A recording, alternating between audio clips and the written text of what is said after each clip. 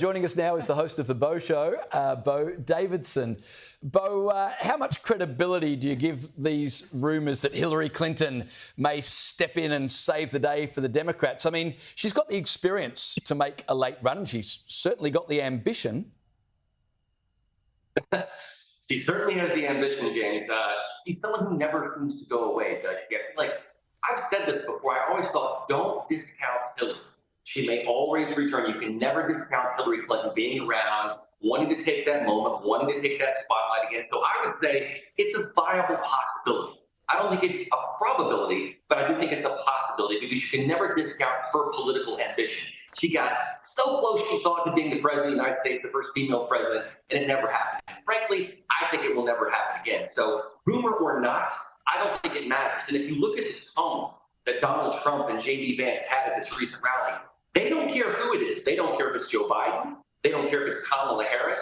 They don't care if it's J.D. Pritzker or Gretchen Whitmer or Gavin Newsom or Hillary Clinton. And I think Trump would welcome a debate with Hillary Clinton again. I think he would be teeing up for that. Oh, he would absolutely love it because he knows he would wipe the floor and do so well. Bo, we were talking before about Joe Biden's COVID diagnosis. Now, in the past, he said that he would only consider dropping out if he had a medical condition. Could that be possibly this diagnosis? And if so, is that some sort of a deliberate ploy by the Democrats to be used as an excuse, do you think? I think all possibilities are on the table right now. The fact that he's mentally frail and physically frail, these are all kind of coalescing together at a time where, again, he said only a medical diagnosis or medical episode would cause him to step down. How much more evidence do you need of that? And I think that, as you mentioned, all these Democrats are coming together and trying to convince him to step down. He says that he won't do it. But let's be honest. I mean, the only way Kamala Harris, someone like her, is going to even see a glimpse of the presidency is by him handing it to her. And I personally think the plan all along, guys, was to get Biden across the finish line, of 2024, and then hand that presidency off to her. Because there's no way in hell that Kamala Harris is getting voted and getting elected to be president of the United States. So I think this was always the plan. I just think it deteriorated for the Democrats much more quickly than they expected. But if we're being realistic, that's what dementia does. Unfortunately, I had grandparents that had dementia. I saw the steep decline that happens mentally with it. And so we're seeing, I hate to say it, old cadaver hands. You look at those rigor mortis hands walking down Air Force One, and we're seeing all of the examples of what happens when someone takes this type of steep decline. So I do think it's a real possibility, and I don't know what kind of time frame we're on, that Joe Biden will not be the nominee. And by convention in August, I believe there could be a replacement, if not sooner.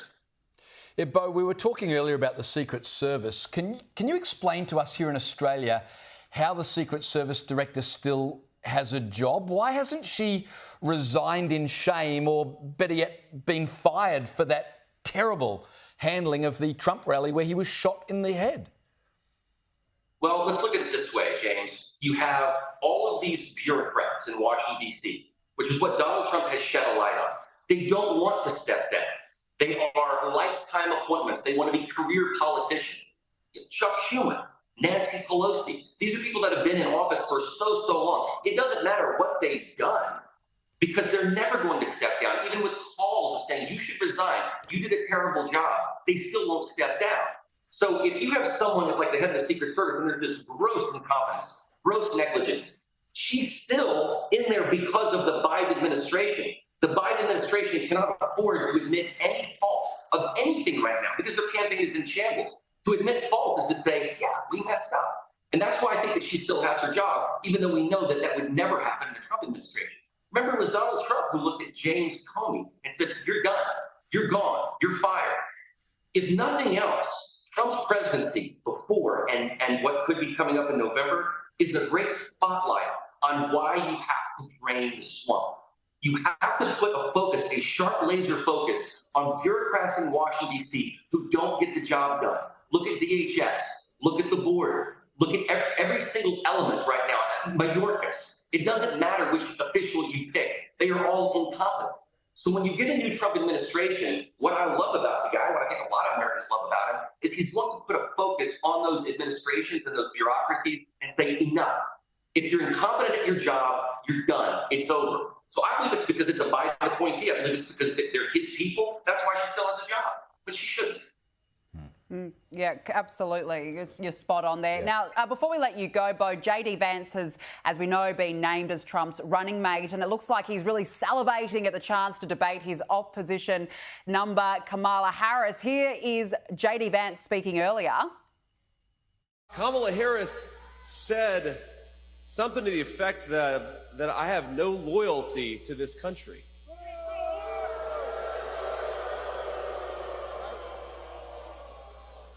Well, I don't know, Kamala. I did serve in the United States Marine Corps and build a business. What the hell have you done other than collect a check? He's not bad with the one-liners already, Bo. Look, Kamala would rather join Biden with COVID than debate this guy, wouldn't she?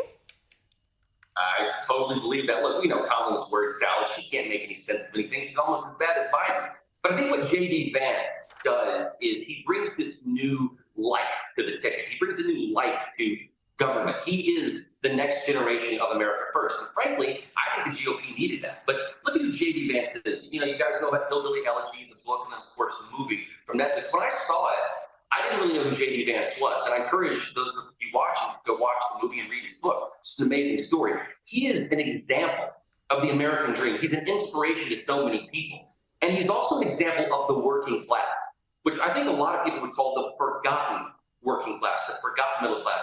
He talks in his book about privilege, the sort of idea of white privilege. Not a single person in this community, this poor community, was privileged. People don't feel privileged. And so you look at the landscape of politics right now, I feel like JD Vance represents this comeuppance, this I can come from nothing and be somebody. I can go into the United States Marine Corps. I can go to Ohio State. I can go to Yale. And then I can become what is likely to be the next vice president of the United States.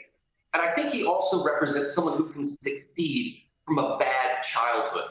And I think it's important for a lot of reasons. You notice that in the speech at the RNC, he acknowledged his mother, who was 10 years sober from addiction. Yeah. Those are important things. Yeah. Because, addiction is a real thing in this country. No, you're absolutely spot on. Bo Davidson, really good to speak with you. Thank you so much for joining us this evening.